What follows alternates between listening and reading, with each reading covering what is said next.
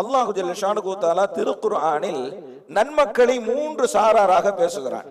அதில் ஒரு சாரார் மார்க்கத்திற்காக வேண்டி தன்னுடைய நாட்டை துறந்து வந்த முஹாஜிரீன்கள், இரண்டாவது சாரார் ஹிஜ்ரத் செய்து வந்த முஹாஜிர்களுக்கு எல்லா வகையிலும் உறுதுணையாக இருந்த அன்சாரிகள், மூன்றாவது ஒரு சாரார் மற்றவர்களுக்காக வேண்டி துஆ செய்யக்கூடிய சாரார்.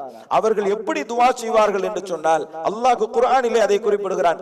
ரப்பனா இக்ஃபிர் லனா வ லிஇக்வானினா அல்லதீன சபகூனா பில் ஈமான் வ லா தஜ்அல் ஃபீ குலூபினா கில்லன் லில்லதீன ஆமனூ.